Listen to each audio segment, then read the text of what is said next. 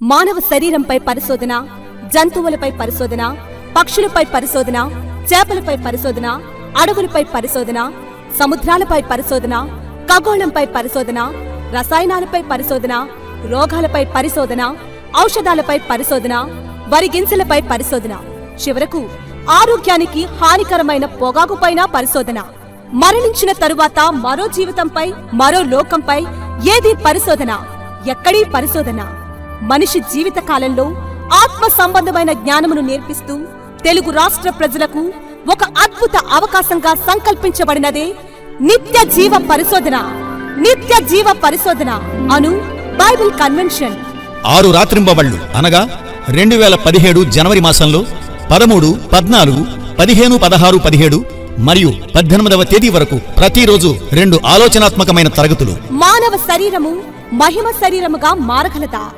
Bible గణాంకములు, నోవాహు ఓడ రహస్యం, సమస్తము ఎవరికి సాధ్యం, ధర్మశాస్త్రము ఎవరికి ఎందుకు పార్ట్ 1, ధర్మశాస్త్రము ఎవరికి ఎందుకు పార్ట్ 2. క్రైస్తవుల పండుగలు ఆచరణీయమా, శోచనీయమా? యాత్రలో ఉన్న పరదేశులు యెరూషలేము యాత్ర చేయవచ్చా? క్రైస్తవులు సిద్ధపరచుకునవలసిన నూనె ఏది? సాతాను విషానికి బైబిల్ ఔషధం.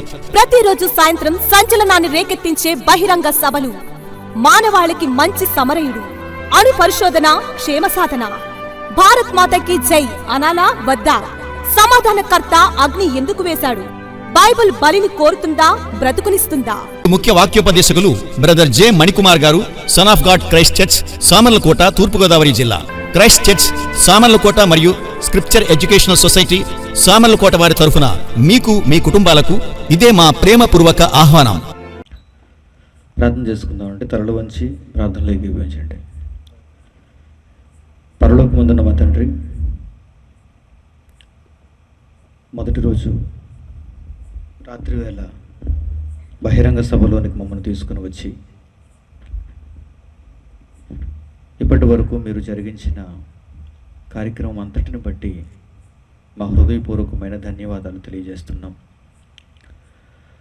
మా ప్రియ తండ్రి, లోకమంతా వారి ఇష్టాన్ని వారు నెరవేర్చుకుంటున్న ఈ కాలములు, ఈ పరిస్థితులలో మమ్మల్ని అందరినీ మీ కుటుంబముగా ఇక్కడకు ఆహ్వానించి పరలోకములో నుండి మీ దివ్యమైన సంగతులు వినిపిస్తున్నందుకు మేము మా జీవితకాలం అంతా రుణపడి మీరు అప్పగించిన దానిని నెరవేర్చుటకు సిద్ధపడుతున్నాం. మీ సహాయాన్ని మాకు అనుగ్రహించండి. మీ పిల్లల ఆరోగ్యం పాడు కాకుండా ఇక్కడ ఉండి వాక్యం నేర్చుకుంటున్నటువంటి ప్రతి ఒక్కరికి పరిపూర్ణమైనటువంటి ఆరోగ్యాన్ని మీరు దయచేయండి. వాక్యమును మంచి వాతావరణంలో నేర్చుకొనగలుగుటకు వారికి సహాయం చేయండి. విన్న ప్రతి మాట వారి ఆత్మను రక్షించుకొనగలుగుటకు శక్తి కలిగిన మాట కనుక సాత్వికముతో దానిని స్వీకరించే భాగ్యం వారికి ఇవ్వండి. యేసుక్రీస్తు వారి ద్వారా ఈ ప్రార్థన మీకు సమర్పిస్తున్నాము తండ్రి. ఆమేన్. ప్రియమైనటువంటి సోదర సోదరీమణులారా, నిత్యజీవ పరిశోధన 2017 మొదటి రోజు బహిరంగ సభకు మీ అందరికీ ప్రేమపూర్వకమైనటువంటి ఆహ్వానం తెలియజేస్తున్నాను. ముందుగా కరపత్రాలలో ప్రకటించినట్లుగా మానవాళికి మంచి సమరయుడు అనే ఒక ఆలోచనాత్మకమైన పాఠాన్ని ఈ సందర్భంలో మనం పరిశోధన చేద్దాం. ప్రపంచంలో ఉన్న మనిషి యేసుక్రీస్తుని చూడగానే అతడు ఒక మత వ్యవస్థాపకుడు, క్రైస్తవ్యాన్ని చూడగానే ఇది ఒక మతం అని, మాకు సంబంధించినది కాదు అనుకుని పక్కకు త్రప్పుకొని వెళ్ళిపోతున్నాడు. భారతదేశంలో పుట్టిన మనం, భారతీయులుగా బ్రతుకుతున్న మనం, మన జీవితాలలో ఇప్పుడు యేసుక్రీస్తును కలిగి ఉన్నాము అంటే అది ఒక గొప్ప విషయం. ఎందుకంటే మన చుట్టూ ఉన్న ఎందరికో లేనటువంటి ఈ అవకాశం మనము మాత్రమే కలిగి ఉండటంలో దేవుని యొక్క సంకల్పం ఉంది. ప్రత్యేకింపబడ్డాం. ఒక శ్రేష్టమైన మార్గంలో మనం ప్రయాణిస్తున్నాం. అలాగని మన చుట్టూ ఉన్నటువంటి లోకం, మన ప్రభుత్వం, మన పాలకులు, మన బంధువులు క్రీస్తును నమ్ముకున్నందుకు మనలను ప్రోత్సహించేవారైతే కాదు. మీకు తెలిసిన విషయమే, యేసుక్రీస్తును నమ్ముకుంటే మీ కులాన్ని బట్టి మీకు ఇచ్చే రిజర్వేషన్ తీసేస్తామన్నారు భారతదేశంలో ఉన్న పాలకులు. అలాగే తీసేశారు కూడా. మీరు బైబిల్ చేతపడితే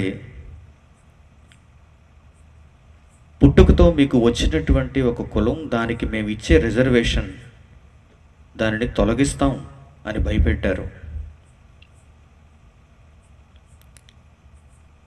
అణగారిన వర్గాలలో పుట్టినటువంటి వారు ఉన్నత స్థాయిలోనికి రావాలి అని ఒకనాడు డాక్టర్ బిఆర్ అంబేద్కర్, ఆయనతో పాటు ఉన్నటువంటి కొంతమంది మేధావులు భారతదేశంలో ఉన్న మారుమూల ప్రాంతాలలో, కుగ్రామాలలో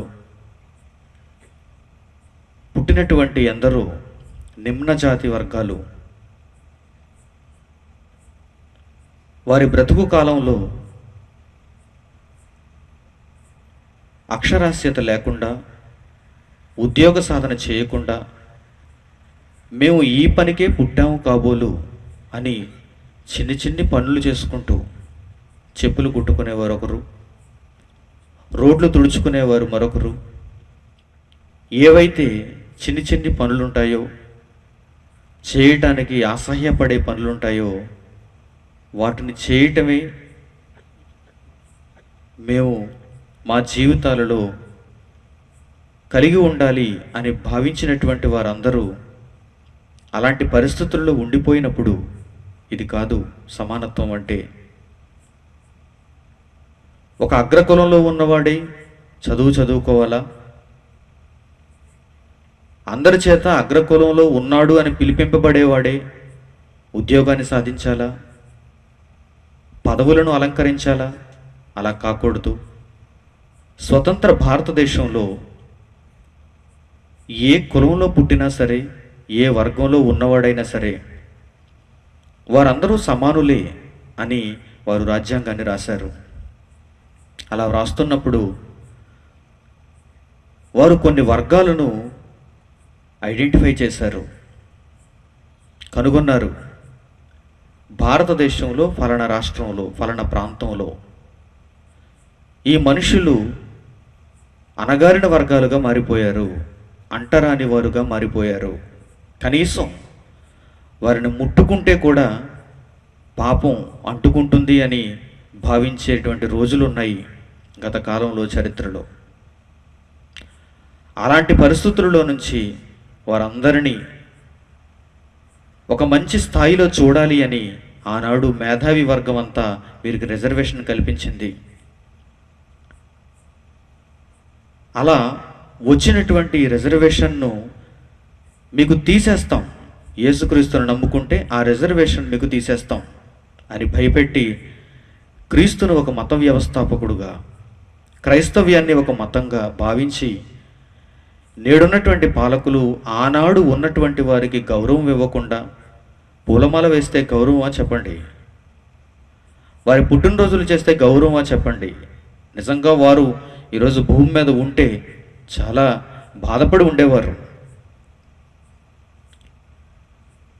ఒక పక్క వారిని గౌరవిస్తున్నాం అని చెప్పుకుంటూ, మరో ప్రక్క మీరు యేసును నమ్ముకుంటే మీ రిజర్వేషన్ తీసేస్తామని భయపెడుతూ సమానత్వం అనేది భూమి మీద లేకుండా చేస్తున్నారు. ప్రియమైన వారులారా, ఈ విషయాన్ని మీకు ఎందుకు నేను జ్ఞాపకం చేస్తున్నానంటే, మన చుట్టూ ఉన్న సమాజం క్రీస్తును నమ్ముకున్నందుకు మనలను ప్రోత్సహించేదైతే కాదు. యేసుక్రీస్తును నమ్ముకున్నారా? క్రైస్తవ్యాన్ని స్వీకరించారా? మానవుల నుండి మీరు వెరిపోయారా అని హేళన చేసేవారు, తక్కువగా చూసేవారే మనకు కనిపిస్తున్నారు. మీకు అందే ఫలాలను కూడా మేము ఇవ్వము, మీరు ఒక మైనారిటీ వర్గానికి చెందినవారు అని ప్రభుత్వం కూడా ఈరోజు మనలను పక్కన పెడుతుంది. మైనారిటీ వర్గం అంటే మెజారిటీ వర్గం అంతా మిగిలిన వారు అయితే క్రీస్తును నమ్ముకున్నవారు మైనారిటీలుగా ఈరోజు పిలువబడుతున్నారు. ఇక్కడ వీరి పక్షపాత ధోరణి మనం ఆలోచిస్తే కేవలం యేసుక్రీస్తును నమ్ముకుంటేనే రిజర్వేషన్ తీసేస్తామంటారు. అల్లాను నమ్ముకుంటే రిజర్వేషన్ తీస్తామని ఎక్కడా లేదు. గౌతమ బుద్ధుడిని నమ్ముకుంటే రిజర్వేషన్ తీసేస్తామని ఎక్కడా లేదు. ఏ మతాన్ని ఆచరించకపోతే రిజర్వేషన్ తీసేస్తామని ఎక్కడా లేదు. కానీ క్రీస్తు దగ్గరకు వస్తే మాత్రం రిజర్వేషన్ తీసేస్తామంటారు. ఎంత పక్షపాతమో చూడండి, ఎంత కోపమో చూడండి. క్రైస్తవ్యాన్ని ఎలాగైనా నిలుపుదల చేయాలని, యేసుక్రీస్తును తక్కువగా చూపించాలని, యేసుక్రీస్తును నమ్ముకుంటే అది ఒక తక్కువ జాతి నమ్ముకునే మతం అని చిత్రీకరించడానికి ఎంతోమంది ఎన్నో కుట్రలు ప్రపంచంలో ఇప్పటి వరకు చేశారు, ఇంకా చేస్తూనే ఉన్నారు. అలాంటి వేళలో మనం నమ్ముకున్న క్రీస్తు చాలా గొప్పవాడని, క్రైస్తవ్యం అంటే ప్రతి ఒక్కరికి మహాజ్ఞానాన్ని ప్రబోధించే ఒక మార్గమని నేర్పించటానికే మానవాళికి మంచి సమరయుడు అనే ఈ పాఠాన్ని మేము ముందు ఉంచదలిచాను. ఎవరు యేసుక్రీస్తు అంటే? క్రైస్తవ్యం అంటే ఏమిటి? లోకంలో ఉన్న మిగిలిన వారితో, మిగిలిన వాటితో పోల్చటానికి వీలు లేదు. అంత గొప్పది, అంత మహోన్నతమైనది. ఈ క్రీస్తు గొప్పతనాన్ని, క్రైస్తవ్యాన్ని ప్రపంచానికి మనం పరిచయం చేస్తున్నప్పుడు అవివేకులుగా వారు కొన్ని అజ్ఞానపు మాటలు మాట్లాడుతున్నారు. అవేంటి అంటే, భారతదేశంలో నీవు పుడితే యేసుక్రీస్తుని నమ్మటానికి వీలు లేదు అంటున్నారు కొంతమంది. ఇండియాలో గనుక నీవు జన్మించి ఒక ఇండియన్ అయితే నీవు క్రిస్టియానిటీని స్వీకరించకూడదు అంటున్నాడు ఒక వ్యక్తి. అవివేకులుగా మారిపోతున్నారు వీరు. అంటే వీరి ఉద్దేశంలో క్రైస్తవ్యం అనేది మనకు సంబంధించినది కాదు, మన ప్రాంతానికి సంబంధించినది కాదు, మన దేశానికి సంబంధించినది కాదు, అది ఎక్కడో విదేశాలలో ఉండే మతం అనుకుంటున్నారు వారు. వారి అభిప్రాయాన్ని మార్చుకోవాలి. అది తప్పుడు అభిప్రాయం. ఒక ప్రక్క ఈ రోజున సమాజం ఎలా ఆలోచిస్తుందంటే, ప్రపంచీకరణ అంటున్నారు. ఈ పదాన్ని మీరు వినుండాలి. ఇంగ్లీష్లో దీనిని గ్లోబలైజేషన్ అంటారు. అంటే ప్రపంచం అంతా కలిసికట్టుగా ఉండాలి, ప్రపంచీకరణ జరగాలి. నీ దగ్గరున్న వస్తువులు నా దగ్గరకు పంపించు, నా దగ్గరున్న వస్తువులు నీవు తీసుకో. నీ యొక్క సాంకేతిక పరిజ్ఞానాన్ని నాకివ్వు, నా దగ్గరున్న సాంకేతిక పరిజ్ఞానం నీకు ఇస్తాను అని ఈరోజు ప్రపంచీకరణ పేరుతో ప్రపంచం అంతా ఒక చిన్ని గ్రామంగా మారిపోయింది. అన్నీ అందరికీ ఇప్పటి కాలంలో అందుబాటులోనికి వస్తున్నాయి క్షణాలలో. అంటే కారణం ఏంటంటే ప్రపంచీకరణ జరిగింది. ప్రపంచీకరణ ఎందులో జరిగింది అంటే చిన్ని చిన్ని వస్తువులలో జరిగింది, లోక జ్ఞానంలో జరిగింది, మట్టి జ్ఞానంలో జరిగింది. ప్రకృతి సంబంధమైన విషయాలలో ప్రపంచీకరణ జరిగింది. దేవుని సంగతులలో, దేవుని విషయంలో ప్రపంచీకరణ జరగలేదు. దానిని అడ్డుకుంటున్నాడు ఈరోజు మనిషి. ఆ దేవుడు మావాడు కాడు, ఆ మార్గం మాది కాదు, ఆ పుస్తకం మాకు సంబంధించింది కాదు, మీరు వేరే దేశానికి సంబంధించినటువంటి దానిని నమ్ముతున్నారు, ఆయనను స్వీకరిస్తున్నారు అని వీరందరూ పొరపాటు పడుతున్నారు. కానీ మిగిలిన విషయాలలో అయితే ప్రపంచీకరణ. మీ బండిలో మీరు పోసుకుంటున్నటువంటి పెట్రోల్ ఎక్కడి నుంచి వచ్చిందో తెలుసా? సౌదీ అరేబియా నుంచి వచ్చింది. ఎందుకు అలా వాడుకుంటున్నారు మీరు? మీ దేశంలో క్రూడ్ ఆయిల్ దొరకదు కనుక, ఇక్కడ పెట్రోల్, డీజిల్ వంటి చమురు నిక్షేపాలు లేవు గనుక ఏం చేస్తున్నారు? ఈ విషయంలో మనం అందరం వేగంగా వెళ్ళిపోవటానికి వాహనాలు వాడాలి అంటే సౌదీ అరేబియా మీద మేము ఆధారపడాలి అనుకుంటున్నారు. ప్రతిరోజు అక్కడ నుంచి ట్యాంకర్లు వచ్చేస్తున్నాయి, సముద్ర మార్గంలో తెచ్చేసుకుంటున్నారు, ముంబై పోర్ట్లో దించేసుకుంటున్నారు, వైజాగ్ పోర్ట్లో దించేసుకుంటున్నారు. అది హెచ్పిసిఎల్లోనికి వెళ్ళిపోతుంది, అక్కడి నుంచి పెట్రోల్ వచ్చేస్తుంది. ప్రపంచీకరణ అంటున్నాడు చూడండి. అంటే సౌదీ వారికి కొంత డబ్బు ఇచ్చి, సౌదీ అరేబియా వారికి మన ధనాన్ని ఇచ్చి, అక్కడ ఉన్నటువంటి క్రూడ్ ఆయిల్ అంతా మనం తెచ్చుకుంటున్నాం, బండిలో పెట్రోల్ కింద డీజిల్ కింద పోసుకుంటున్నాం, మన పనులు జరిగిస్తున్నాం. అంటే పెట్రోల్ విషయంలో, డీజిల్ విషయంలో ఇది నా దేశానికి సంబంధించినది కాదు అని నిషేధించగలిగాడా? లేదు. అది ప్రకృతి సంబంధమైంది కదా, నిషేధించలేకపోయాడు. చైనాలో ఒక మొబైల్ ఫోన్ తయారైంది, వెంటనే ఇండియన్ మార్కెట్లోకి అది వచ్చేస్తుంది. ఎక్కడ తయారైంది ఇది అనగానే చైనా. ఎంఐ ఫోన్ ఎక్కడ తయారైంది? Made in China. Gionee phone ఎక్కడ తయారైంది? Made in China. ఈరోజు మన చేతుల్లో ఉన్న సెల్ ఫోన్లో 99% సెల్ ఫోన్లన్నీ మేడ్ ఇన్ చైనా. ప్రపంచీకరణ చూసారా? ప్రపంచీకరణ అంటే నీ వస్తువు నా వస్తువు అనే భేదాలు లేవు, మనందరివి ఒకే వస్తువులు అని ఆ విషయాలలో మాత్రం ప్రపంచం అంతటిని కలుపుకుంటూ వెళ్తున్నాడు మనిషి. ప్రపంచాన్నంతటిని కలుపుకుంటూ వెళ్తున్నాడు. బాగా ఆలోచించాలి మీరు. చదువుకునే విషయంలో, శాస్త్రం విషయంలో, ఇంజనీరింగ్కి వెళ్ళేసరికి ఎన్నో పుస్తకాలను ఒక విద్యార్థి చదవాల్సి ఉంటుంది. మెడికల్కి వెళ్ళేసరికి ఎన్నో పుస్తకాలను ఒక విద్యార్థి చదవాల్సి ఉంటుంది. అతడు చదువుకునే పుస్తకాలు వ్రాసిన రచయితలు ఎవరో చెప్పమంటారా? అందరూ విదేశాలలో ఉన్నవారే.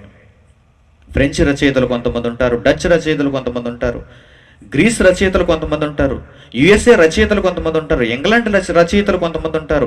వారు రాసినటువంటి పుస్తకాలను మన మెడికల్ విద్యార్థులు రంగరాయ మెడికల్ కళాశాలలో కూర్చొని చదువుకుంటున్నారు. అందుకే ఇంగ్లీషు మందులు అంటారు వాటిని. ఇంగ్లీషు మందులు. తెలుగు మందు మీకు ఇచ్చారనుకోండి చచ్చిపోతారు. తెలుగు మందు పనిచేయదు. ఎప్పుడో పురాణ జమానాది. పచ్చకామర్లు వస్తే ఎవరో ఒకరి దగ్గరికి వెళితే గుళికలు ఇచ్చేవారు మనకి. వారి పెరట్లో పెంచుకున్నటువంటి ఏదో ఒక మొక్క, అది ఎవరికి తెలియదు, రహస్యం. TV9 రహస్యం అది. ఆమె వెళ్ళి ఆ చెట్టు యొక్క, మొక్క యొక్క ఆకులు నలిపి అందులోంచి గుళికలు తయారు చేసి తీసుకుని ఇచ్చేది. ఈ ఒక నెల రోజుల పాటు వాడి పద్యం చెప్పేది. అవన్నీ మనం పాటిస్తే తెలుగు మందు అనమాట. దాన్ని నాటు మందు అని కూడా అంటారు. అప్పుడు మనకు తగ్గేది. ఆమె చేసి చదవ వలన, లేదంటే పోయేవాడు. ఇప్పుడు ఇంగ్లీష్ మందులు అలా కాదు కదా. రోజుల వ్యవధిలోనే మనకు రోగం మనల్ని విడిచి వెళ్ళిపోతుంది. ఇంగ్లీషు మందుల మెడికల్ షాప్ అంటాడు. అందుకే ఇంగ్లీషు మందుల షాపు ఇదే అంటాడు. అందుకే రాజారావు గారు సామర్లకోటలో చూసారా. మరి మెడిసిన్ విభాగంలో ఎందుకు మీరు ఇంగ్లాండ్ నుంచి, అమెరికా నుంచి, ఆస్ట్రేలియా నుంచి మందులు తెచ్చుకుంటున్నారు? శాస్త్రాన్ని అక్కడి నుంచి మీరు తెచ్చుకుంటున్నారు. గ్లోబలైజేషన్, ప్రపంచీకరణ. ఆ విషయంలో నాది నీది అనే తేడా లేదు, ఎందుకంటే ప్రాణం పోతుంది కనుక. ఈ మధ్య మన దగ్గర కూడా వచ్చేస్తున్నాయి. పిజ్జా హట్ అంటాడు ఒకటి. Pizza Hut, pizza delivery boy మన దగ్గరకు పిజ్జా హట్లో మనం బుక్ చేసుకుంటే కనుక పిజ్జా తీసుకుని వచ్చేస్తాడు. ఏంటంతకి పిజ్జా తిన్నారా ఎప్పుడైనా? విదేశాలలో పుట్టిన పిజ్జా అది, అందుకే దాని పేరు పిజ్జా. ఇక్కడ దానికి అర్థాలు ఉండవు. పిజ్జా అని మీరు కూడా తెలుగులో చదువుకోవాలి. రౌండ్గా తయారు చేస్తారు, ఒక దెబ్బ రొట్టిలాగా. దాన్ని 4 ముక్కలు చేస్తారు. కుటుంబంలో 4 ముక్కలు తీసేసుకుని తినేయడమే. ఫాస్ట్ ఫుడ్ అనమాట అది. చూసారా. చికెన్లో మరలా రకరకాలుగా వచ్చేసాయి. KFC చికెన్ అంటారు. హైదరాబాద్ వెళ్తే మీకు ఎన్ని కనిపిస్తుంటాయి. ఒక్కొక్క షాపు KFC, కాపుచినో కాఫీ అంటాడు. లోపలికి వెళ్తే 100 రూపాయలు ఒక్కొక్క కాఫీ. ఎక్కడిది కాపుచినో కాఫీ? America, USA. ఇంకా కొంచెం ముందుకు వెళ్తే బట్టల షాపు. ఎక్కడివి మోడల్స్? America models. ఇంకా కొంచెం ముందుకు వెళ్తే షూ, బెల్ట్, కలజోళ్ళు, రేబ్యాన్. ఎక్కడి నుంచి వచ్చింది? మన స్వదేశీ తయారీ కాదదేమి. ఈరోజు మీరు వాడుకుంటున్నటువంటి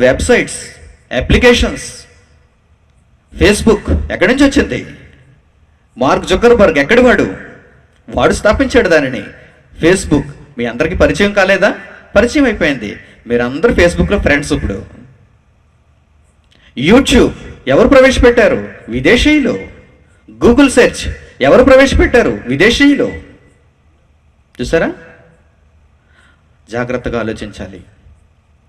మిగిలిన అన్ని విభాగాలలో ఈరోజు మనిషి ప్రపంచం మీద ఆధారపడుతున్నాడు. డబ్బులు ఇచ్చి వారి దగ్గర కొంత తెచ్చుకుంటున్నాడు, దానిని స్వీకరించగలుగుతున్నాడు. అంతెందుకండి, ఈ మధ్యనే మన రాష్ట్రం విడిపోయింది. చంద్రబాబు నాయుడు గారు పీఠాన్నెక్కారు. ఒక మంచి రాజధాని కట్టాలనుకున్నారు. మన దగ్గర తాపీ మేస్త్రులు లేరా? మన దగ్గర ఇంజనీర్స్ లేరా? ప్లాన్ గీసేవారు లేరా? ఈయన వెళ్ళిపోయాడు, సింగపూర్ వెళ్ళిపోయాడు. నాకు ఇలాంటి నమూనా కావాలంటున్నాడు. సింగపూర్ నమూనా. అమరావతిలో సింగపూర్. సింగపూర్ మీద ఎందుకు ఆధారపడ్డారు? అక్కడది నచ్చిందన్నమాట. Singapore plan నచ్చిందన్నమాట. సింగపూర్లో ఉన్నటువంటి డిజైన్ నచ్చిందన్నమాట. మాకు కూడా అలాగే కావాలి అని సింగపూర్ నుంచి ఒక బృందం తీసుకొచ్చేశారు. వారు ఇక్కడికి వచ్చి పరిస్థితులన్నీ చూసి వీరికి ఒక ప్లాన్ ఇచ్చారు. వారే ఇప్పుడు కన్స్ట్రక్షన్ చేస్తున్నారు. అన్ని విషయాలలో మనిషి అందరి మీద ఆధారపడాలి అనుకుంటున్నాడు. దేవుని దగ్గరకు వచ్చేసరికి ఆయన వేరు అంటున్నాడు. ఆయన వేరు అంటున్నాడు. నాకు సంబంధించిన వాడు కాడు అంటున్నారు. విదేశీ మతం, విదేశీ మత బోధకుడు, విదేశీ పుస్తకం. ఈరోజు చూసారా ఎన్ని తప్పుడు పదాలు వాడుతున్నారు. మిగిలిన అన్ని విషయాలలో మనిషి విదేశీయుల మీదే ఆధారపడుతున్నాడు. అలా ఆధారపడకపోతే ఈరోజు మనిషి మనుగడ లేదు. మనిషికి మనుగడ లేదు. ఎలా మారిపోతాడు చెప్పమంటారా? ఏజెన్సీలో ఉంటారు చూసారా, అలా మారిపోతాడు. అనాగరికుడిగా మారిపోతాడు. ఏమొచ్చినా, రోగం వచ్చిందనుకోండి మందు ఉండదు. ట్రైబల్ ఏరియాలో చూడండి, ఈరోజు రంపచోడవరం దాటిన తర్వాత మీకు అలాంటి వాళ్ళు కనిపిస్తుంటారు. ఇప్పుడు నెమ్మదిగా అక్కడ కూడా సెల్ ఫోన్ టవర్లు వెళ్ళిపోతున్నాయి. వారు కూడా నెట్వర్క్ ఓపెన్ చేస్తున్నారు, గూగుల్లో సెర్చ్ చేసేస్తున్నారు వారు కూడా. చూసారా? ప్రియమైన వారులారా, ఈరోజు మనిషి మనుగడ ఇంత చక్కగా, వేగవంతంగా, సునాయాసంగా, సౌకర్యవంతంగా ఉన్నది అంటే కారణం ప్రపంచంలో ఒకరికి ఒకరు సహాయం చేసుకుంటున్నారు. ఒకరి మీద ఒకరు ఆధారపడుతున్నారు, ఒకరికి ఒకరు ఇచ్చిపుచ్చుకుంటున్నారు. అన్ని విషయాలలో మనిషి ఈ విధంగానే ప్రగతిని సాధిస్తున్నాడు. మన దగ్గర నుంచి కొన్ని వస్తువులు వారికి వెళ్తున్నాయి. వారు ఊరకనే మనకేమీ ఇవ్వరు. మనం వారికి ధనం చెల్లిస్తున్నాం, మనం వారికి నిధి నిక్షేపాలు ఇస్తున్నాం, వారి దగ్గర నుంచి కొన్ని మనకు కావాల్సినవి తెచ్చుకుంటున్నాం. ఆధారపడుతున్నాడు మనిషి. దేవుని దగ్గరకు వచ్చేసరికి మనిషి ఎందుకండి ఈ విధంగా ప్రయత్నిస్తున్నాడు, ప్రవర్తిస్తున్నాడు? ప్రియమైన వారులారా, జాగ్రత్తగా మీరు ఆలోచించాలి. యేసుక్రీస్తు ఎవరనుకుంటున్నారు? ప్రపంచం అంతటి కొరకు వచ్చినటువంటి ఒక మహారక్షకుడు ఆయన. ఆయనను కాదని ఈరోజు మనిషి చాలా తప్పు చేస్తున్నాడు. ఆయన మానవాళికి ఎలాంటి వాడు, ఈ భూమి మీద ఆయన ఎలా అడుగు పెట్టాడో ఆయనను గురించి వ్రాయబడినటువంటి మహోన్నతమైనటువంటి సంగతులు ఈరోజు మీకు పరిచయం చేస్తాను. దానియేలు గ్రంథంలో వ్రాయబడిన ఒక చక్కని మాట చూడండి. 7వ అధ్యాయము, దానియేలు గ్రంథము 7వ అధ్యాయము 14వ వచనం. యేసుక్రీస్తు రాకకు ముందు వ్రాయబడినటువంటి చక్కని మాటను జాగ్రత్తగా మీరు చూడండి. దానియేలు గ్రంథము 7వ అధ్యాయము 14వ వచనం. సకల జనులను, రాష్ట్రములను, ఆయా భాషలు మాట్లాడువారును ఆయనను సేవించినట్లు అన్నాడు. చూడండి, యోధా భాష మాట్లాడే వారి కోసమే యేసుక్రీస్తు వచ్చాడు అనుకుంటున్నారా? ఇశ్రాయేలీయుల కోసమే యేసుక్రీస్తు భూమి మీదకి వచ్చాడు అనుకుంటున్నారా? మధ్య ఆసియాలో పుట్టి అక్కడ ఉన్నటువంటి భాషల వారికి మాత్రమే యేసుక్రీస్తు చెందినవాడు అనుకుంటున్నారా? లేక నేడున్నటువంటి అవివేకులు అనుకుంటున్నట్టుగా యుఎస్ఏకి చెందినవాడు అనుకుంటున్నారా? లండన్కి చెందినవాడు అనుకుంటున్నారా? కాదు కాదు. ఆయనను గూర్చి 1000 సంవత్సరాల క్రితం వ్రాయబడిన చక్కని మాటను చూడండి. ఏమంటున్నాడో తెలుసా? సకల జనులను, సకల జనులను. 7 ఖండాలుగా పేర్లు పెట్టుకున్నారా భూమి మీద? ఖండాలకు, భూభాగాలకు, ఆరిన నేలకు. అయితే నేల మీద నివసించే ప్రతి మనిషి కొరకు యేసుక్రీస్తు వచ్చాడు. యేసుక్రీస్తు దేవుడు. చూడండి ఏమంటున్నాడు? సకల జనులను, రాష్ట్రములను.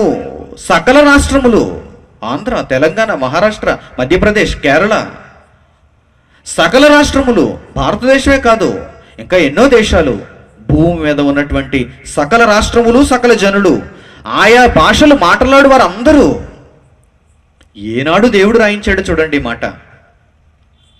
ఆయనకు ఆనాడే ఎంత జ్ఞానం ఉందో చూడండి. సర్వజ్ఞానం కలిగిన వాడు ఆయన.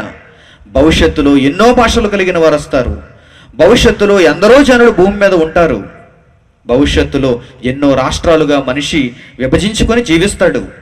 ఆంధ్ర ఒక్కటిగా ఉండిపోదు, తెలంగాణ ఆంధ్ర అయిపోతుంది. అది సకల రాష్ట్రముల వారును, సకల జనులను, ఆయా భాషలు మాట్లాడు వారును ఆయనను సేవించినట్లు ప్రభుత్వమును, మహిమయు, ఆధిపత్యమును ఆయనకి ఇయ్యబడెను.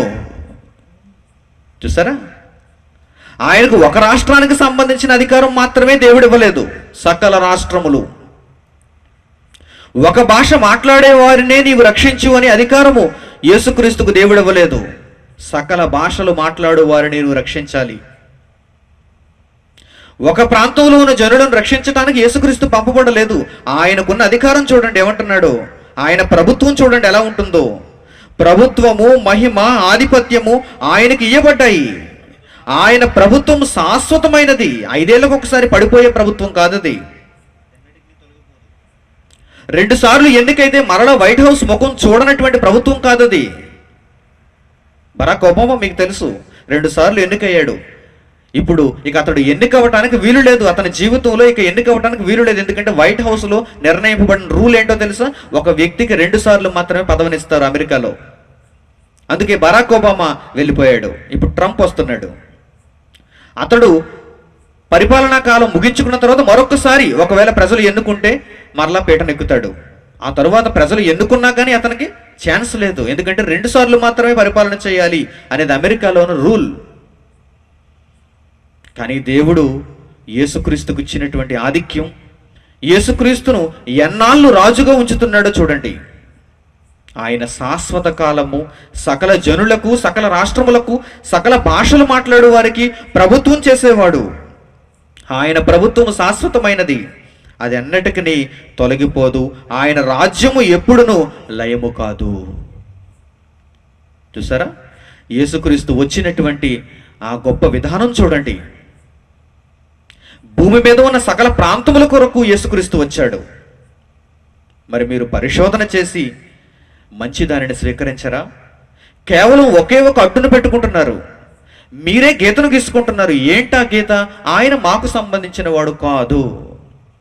ఒక సెల్ ఫోన్ విషయంలో నీవు అలా అనలేదు. iPhone 6 నాకు సంబంధించింది కాదు అనలేకపోయింది భారతదేశం.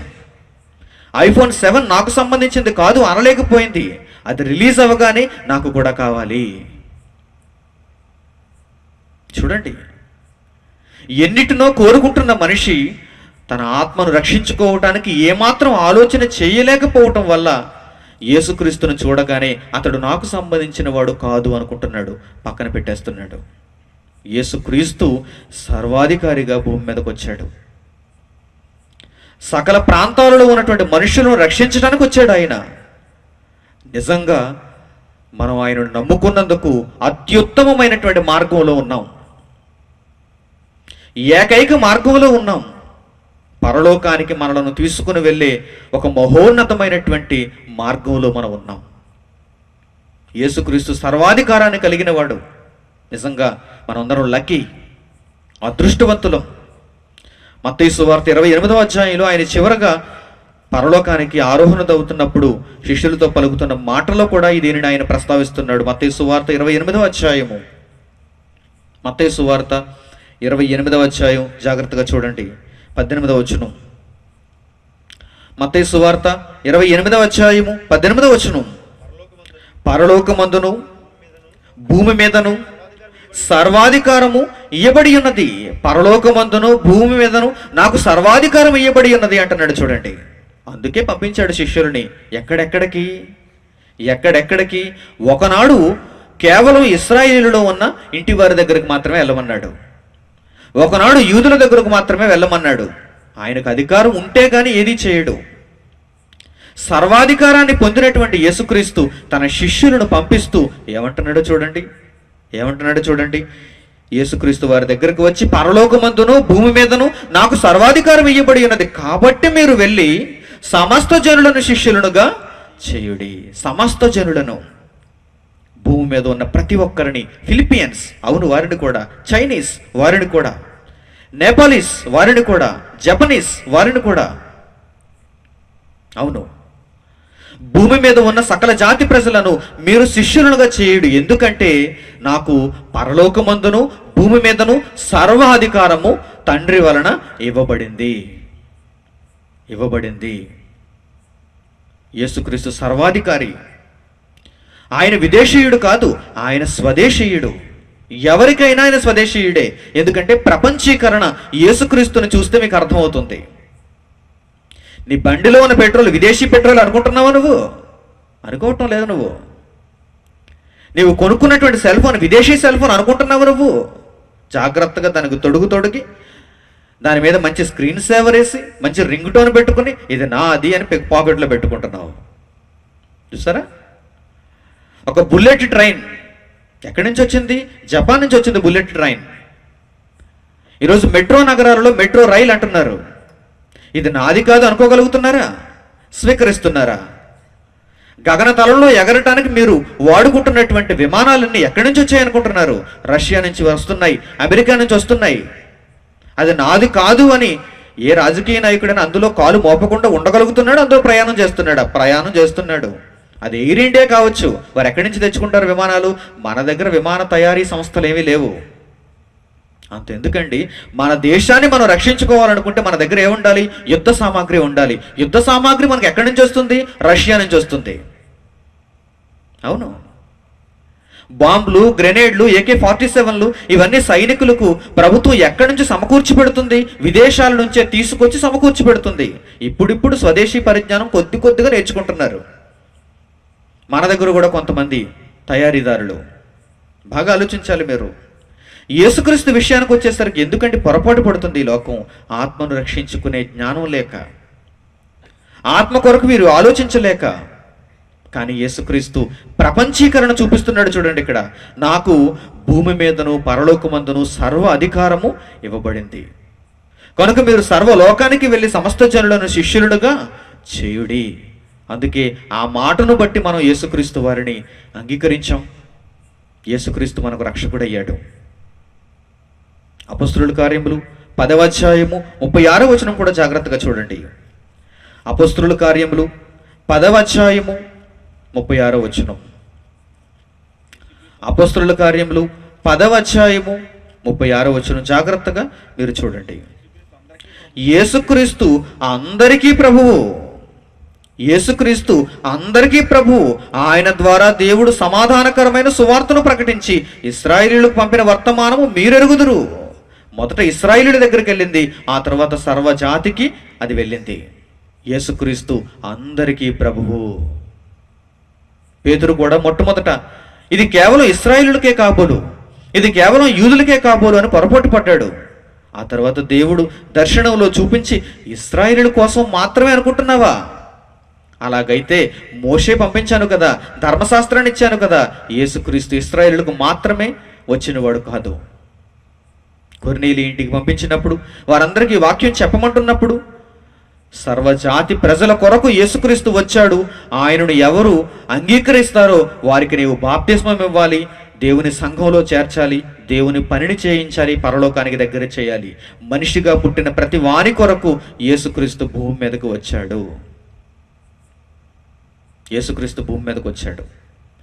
ఇశ్రాయేలులో యూదులలో పుట్టాడు, మధ్య ఆసియాలో పుట్టాడు. ఎక్కడో ఒక చోట పుట్టాలి కనుక మధ్య ఆసియాలో పుట్టాడు. నా దగ్గర పుట్టలేదు కదండి, నా దేవుడు కాదండి అనుకుంటే, ఒకవేళ మీ దగ్గరే పుట్టాడు అనుకుందాం. మన కాకినాడలోనో, అమలాపురంలోనో, రాజమండ్రిలోనో, విశాఖపట్నంలోనో, లేక ఇండియాలో ఎక్కడో ఒక చోట పుట్టాడే అనుకుందాం. అప్పుడు ప్రపంచంలో మిగిలిన దేశాలలో ఉన్నవారు ఏమనుకుంటారు? అతడు మా దేశానికి సంబంధించిన వాడు కాదు అంటారు. మీరు నమ్మితే సరిపోతుందా? ప్రపంచం అంతా నమ్మాలి. అందుకే మధ్యలో పుట్టాడు ఆయన. ప్రపంచం అంతటి కొరకు ఆయన భూమి మధ్య భాగంలో పుట్టాడు. భూమి మధ్య భాగంలో ఏతించాడు, వచ్చాడు. సర్వమానవాళిని రక్షించటానికి లోకంలో అడుగు పెట్టాడు. సర్వాధికారాన్ని కలిగిన వాడై పరలోకానికి ఆరోహణుడయ్యాడు. అందుకే ఈరోజు ప్రపంచవ్యాప్తంగా ఎందరో యేసుక్రీస్తును ఆశ్రయించగలుగుతున్నారు, ఆయన మహాజ్ఞానాన్ని అంగీకరించగలుగుతున్నారు. ఇంకా ప్రపంచంలో ఎన్నెన్నో చిన్న చిన్నవి అక్కడక్కడ మతాల పేరిట వెలసిని ఉన్నాయి, వ్యక్తులు స్థాపించినటువంటి మతాలు ఉన్నాయి. వాటిని మనం ఎందుకు స్వీకరించలేకపోయాం? అందులో పసలేదు, అందులో మహాజ్ఞానం లేదు, మనల్ని రక్షించగలిగే శక్తి అందులో ఎందులోనూ లేదు. మన దగ్గర ఉన్న వాటిలోనూ లేదు, విదేశాలలో ఉన్న వాటిలోనూ లేదు. కానీ యేసును మాత్రమే మనం ఎందుకు అంగీకరించగలిగాం? ఈ బైబిల్ను మాత్రమే ఎందుకు చేతపట్టగలిగాం? నిత్య జీవ పరిశోధన మనం ఎందుకు చేయగలుగుతున్నాం?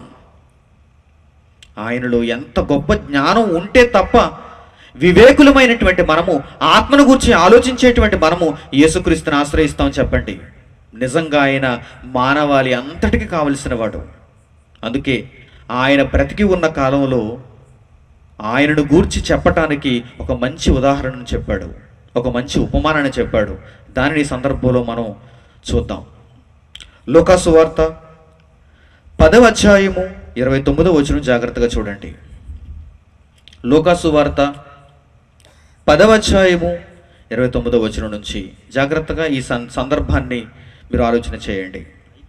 లూకా సువార్త 10వ అధ్యాయము 29వ వచనం నుంచి. అయితే తాను నీతిమంతుడైనట్టు కనుపరుచుకొనగోరి అతడు, అవును గాని నా పొరుగువాడు ఎవడని యేసుని అడిగాను. యేసుక్రీస్తును ఒక వ్యక్తి తాను నీతిమంతుడుగా కనిపించకొనగోరి నా పొరుగువాడెవడు అని అడుగుతున్నాడు. నా పొరుగువాడు ఎవడు?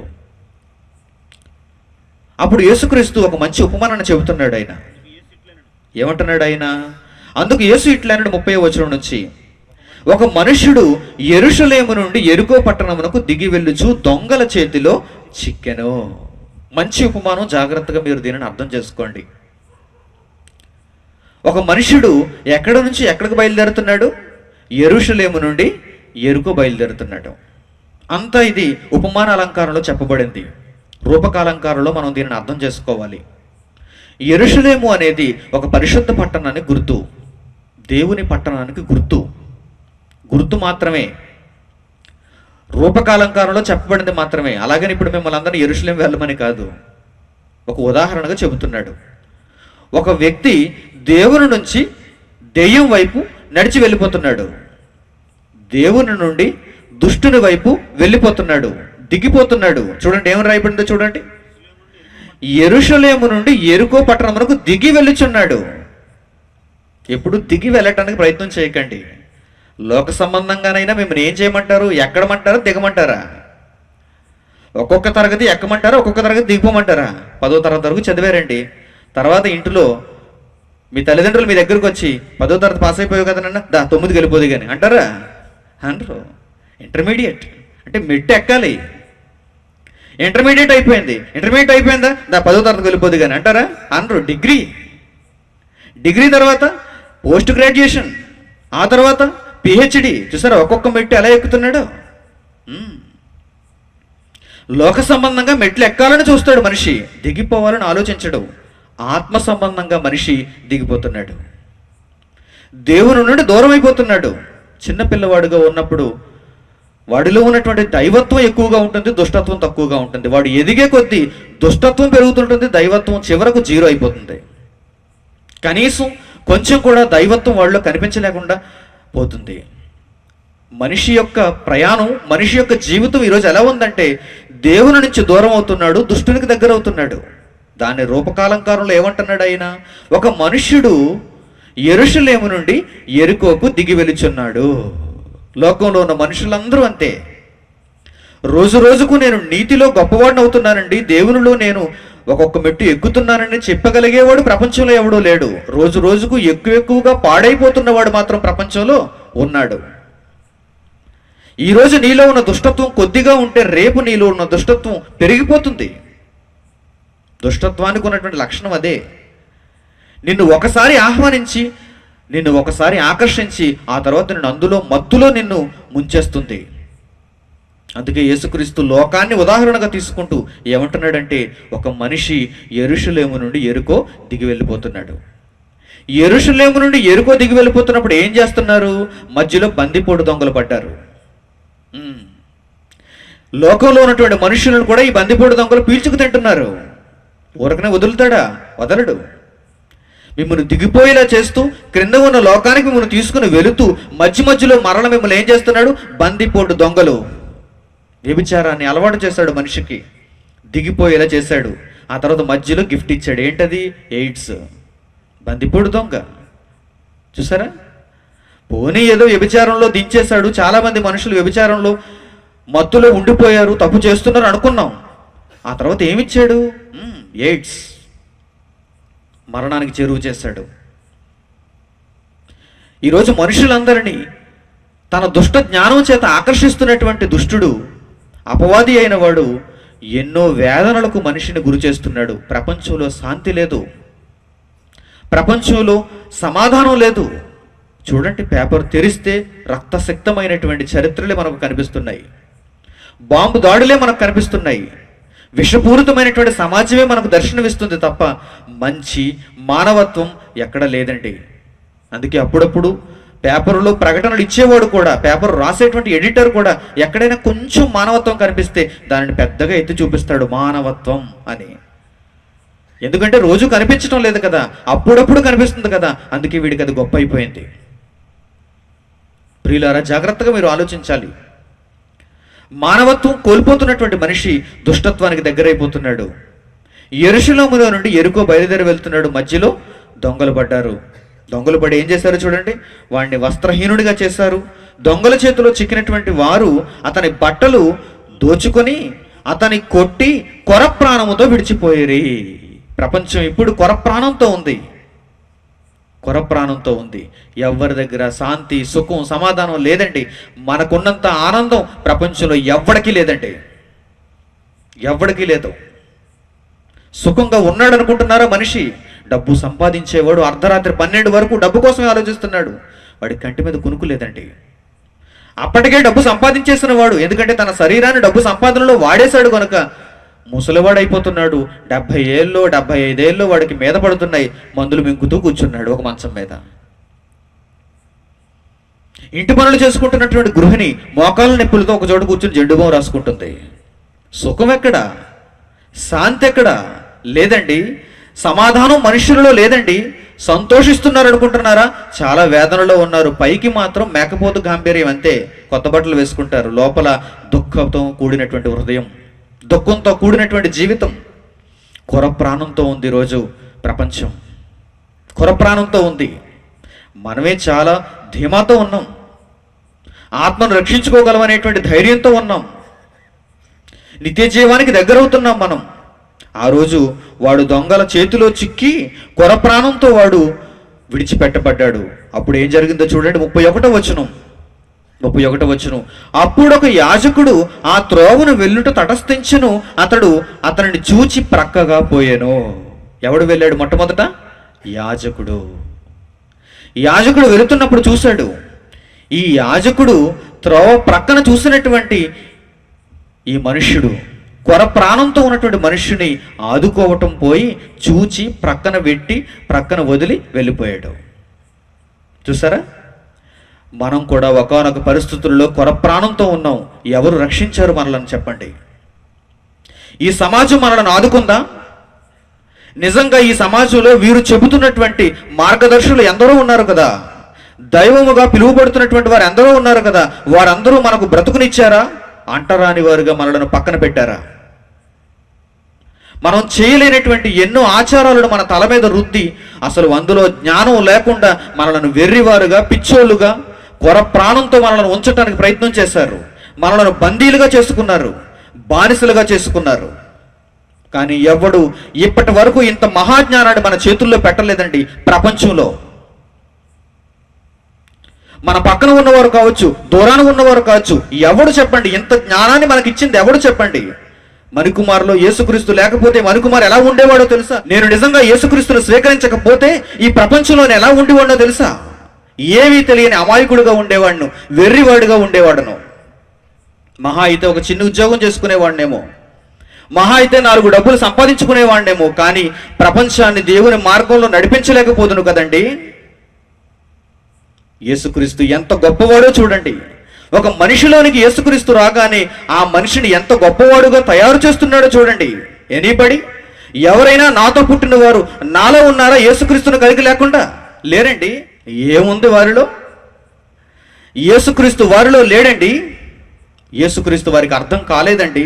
అందుకే వారందరూ సామాన్యులుగా కొర ప్రాణంతో ఆ రోడ్డు పక్కన పడి ఉన్నారు. యాజకులైన వారు అటుపక్కగా వస్తున్నారు, కానీ వారు మన రోగాన్ని కుదిర్చేవారు కాదు, మనకు మందు ఇచ్చేవారు కాదు, మన రోగాన్ని బాగు చేసేవారు కాదు, మన గాయములు కట్టేవారు కాదు, మన కొరకు తమ ధనాన్ని వెచ్చించేవారు కాదండి. మన బాగు కోసం తమ కష్టాన్ని వెచ్చించేవారు కాదండి.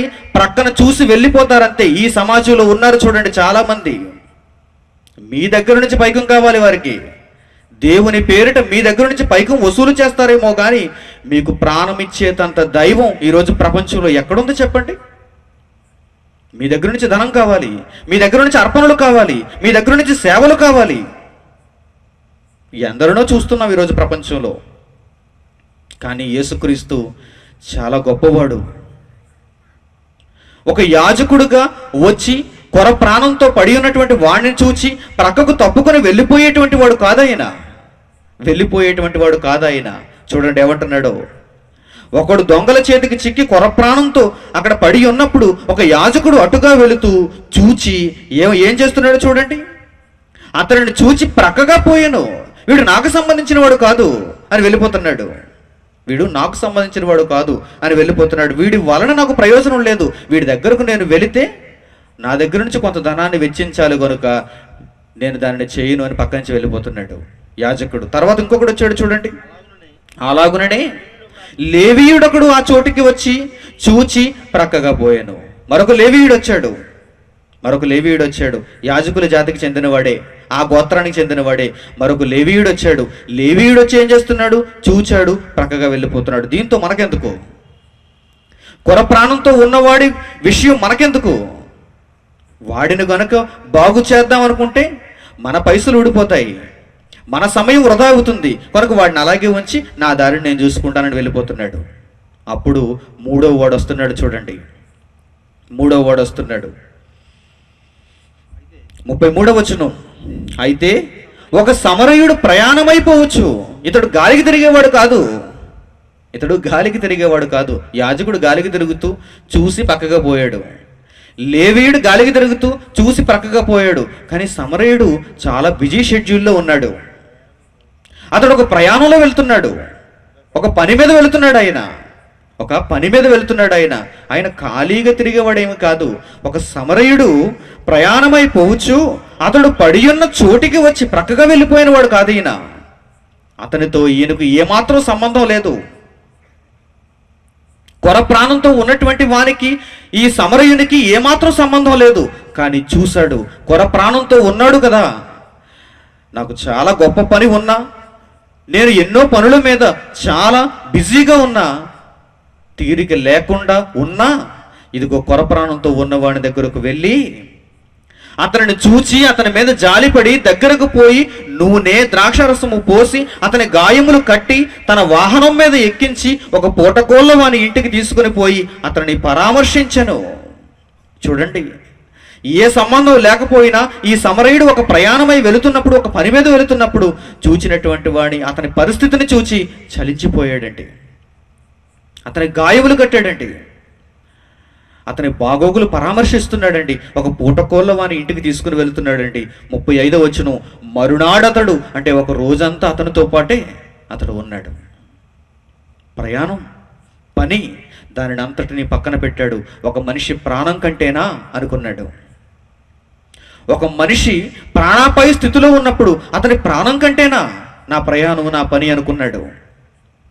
అందుకే అతనితో పాటు ఒక రోజంతా ఉండి మరునాడు 2 దేనారములు తీసి ఆ పూటకోలవానికి ఇచ్చి ఇతనిని పరామర్శించుము, నా పని అయిపోయింది, నేను చేయవలసిన కార్యక్రమం ముగించబడింది, నేను వెళ్ళిపోతున్నాను, ఇప్పుడు నీ చేతికి కొన్ని దేనారాలు ఇస్తున్నాను, ఇతనిని పరామర్శించుము ఇతన్ని పరామర్శించుము, ఆ పూటకోళ్ళ వానికి ఇచ్చి ఇతన్ని పరామర్శించుము.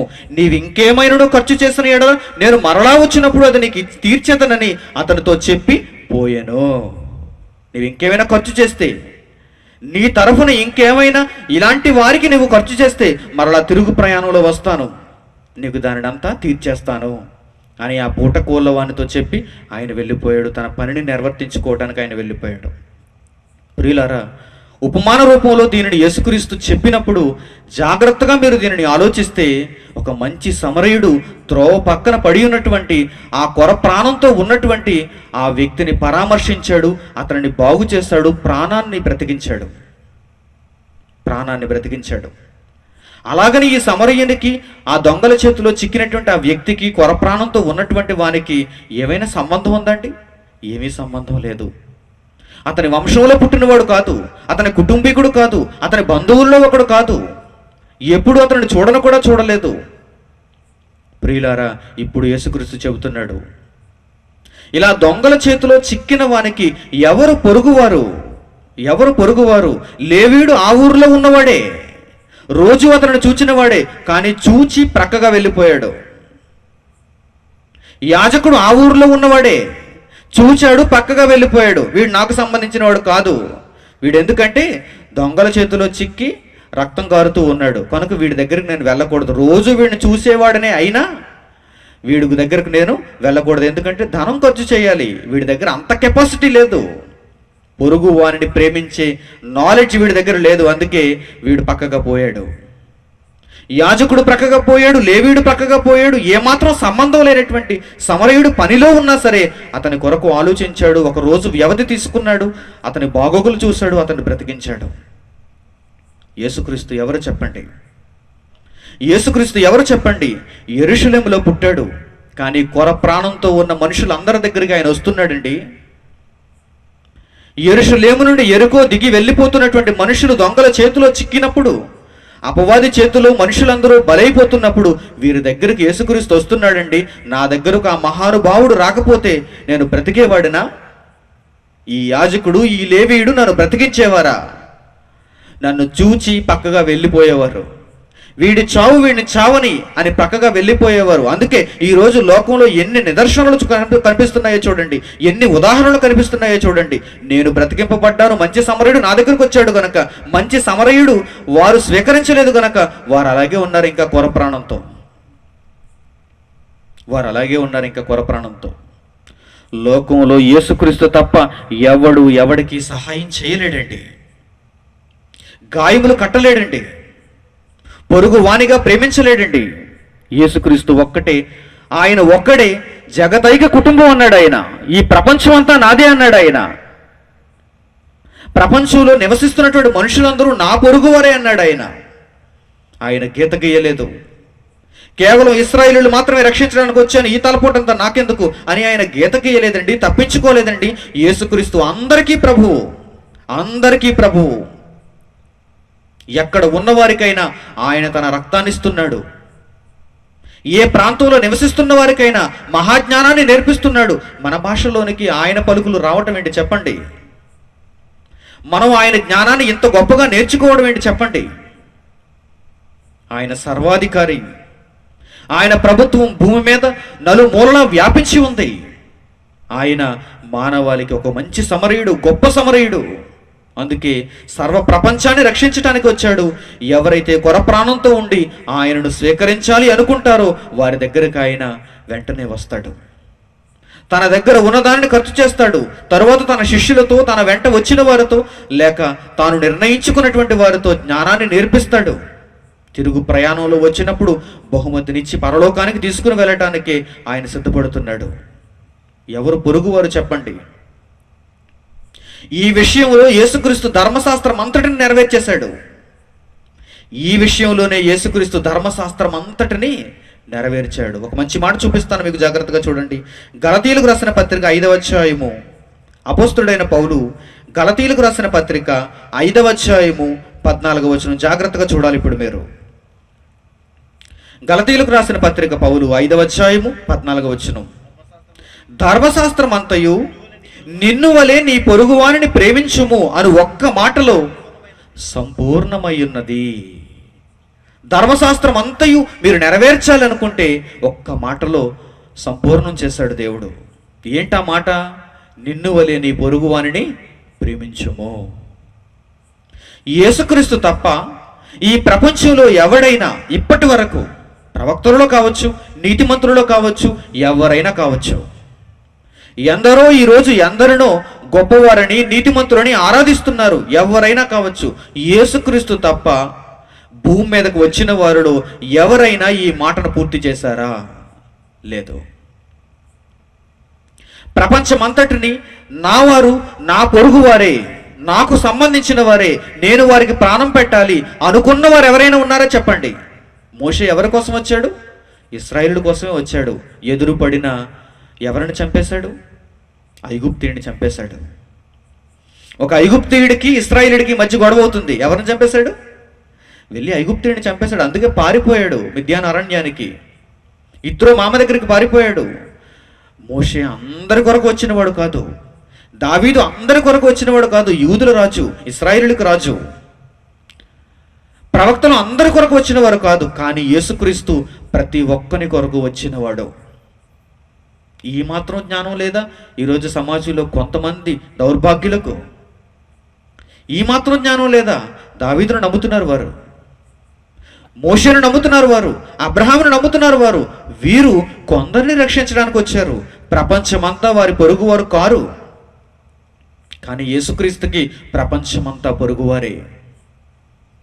నరజాతిలో పుట్టిన ప్రతి మనిషి యేసుక్రీస్తుకు పొరుగువాడే. అందుకే ఆయనను గురించి ఏం రాయబడుతుందో తెలుసా? ధర్మశాస్త్రమును నెరవేర్చాడు ఆయన. ఎలా నెరవేర్చాడు?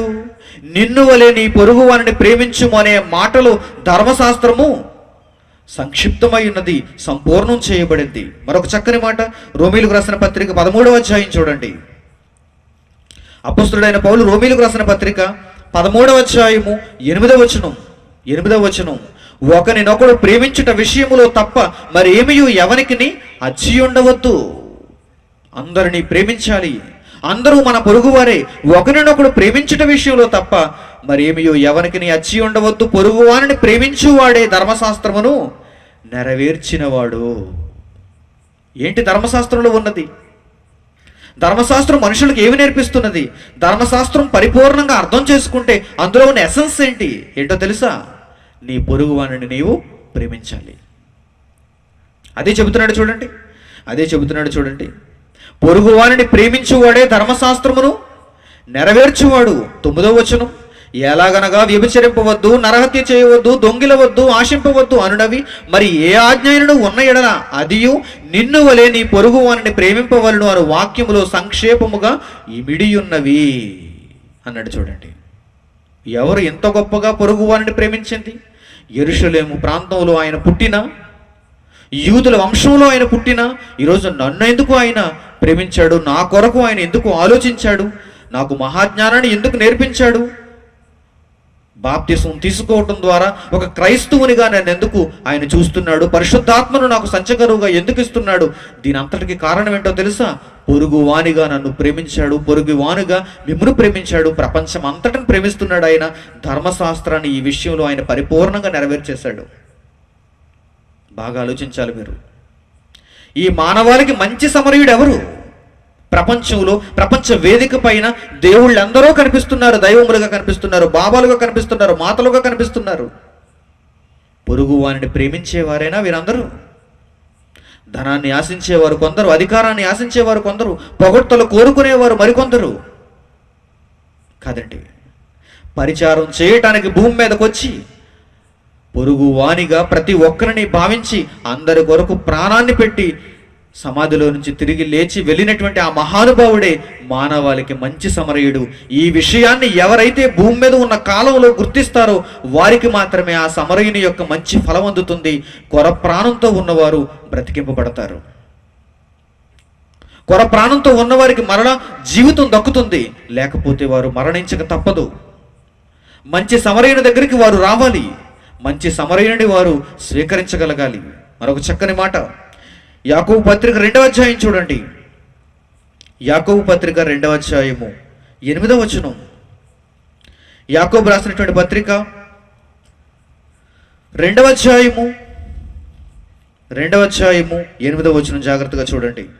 యాకోబు పత్రిక 2వ అధ్యాయము 8వ వచనం, మెట్టుకు నీవలే నీ పొరుగువానిని ప్రేమించమను లేఖనములో ఉన్నట్టు ప్రాముఖ్యమైన ఈ ఆజ్ఞను మీరు నెరవేర్చిన ఎడల బాగుగానే ప్రవర్తించు వారగుదురు అంటున్నాడు. ఏంటి? శ్రేష్టమైన నామమును దూషించువారు వీరే కదా అని మాట్లాడుతూ, మెట్టుకు నీవలే నీ పొరుగువానిని ప్రేమించమను లేఖనములో ఉన్నట్టు ప్రాముఖ్యమైన ఆజ్ఞ అంటున్నాడు. చూడండి, నీవలే నీ పొరుగువానిని ప్రేమించాలనే ప్రాముఖ్యమైన ఆజ్ఞ ప్రపంచంలో ఎవ్వరూ దీనిని ఎవరికి నేర్పించలేదు.